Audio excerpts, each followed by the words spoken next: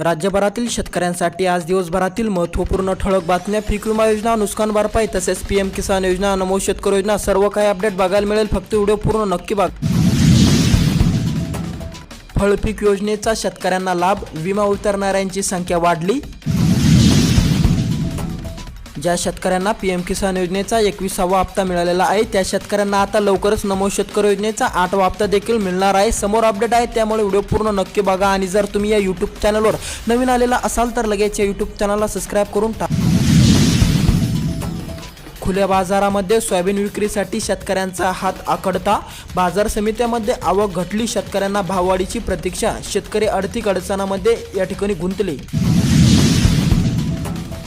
धान खरेदीच्या ऑनलाईन नोंदणीला मुदतवाढ, शेतकऱ्यांना मोठा दिलासा. लाईव्ह फोटो, अचूक बँक तपशील शेतकऱ्यांना बंधनकारक. संत्रा उत्पादक शेतकरी मोठ्या चिंतेमध्ये, खर्चही वसूल होईना. 25 एकरातील संत्रा बाग पूर्णपणे नष्ट केली.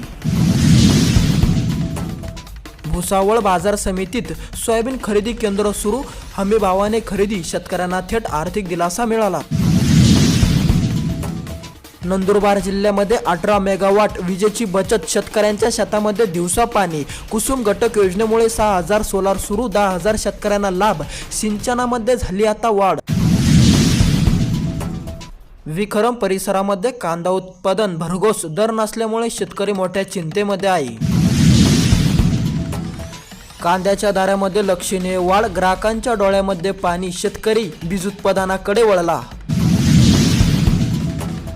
छत्रपती संभाजीनगर जिल्ह्यामध्ये रम्य हंगामासाठी 3641 शेतकऱ्यांनी घेतला पीक विमा.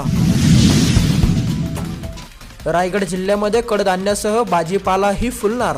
8056 हेक्टर क्षेत्रामध्ये रम्मीची पेरणी, 63% पूर्णपणे पेरणी झालेली आहे.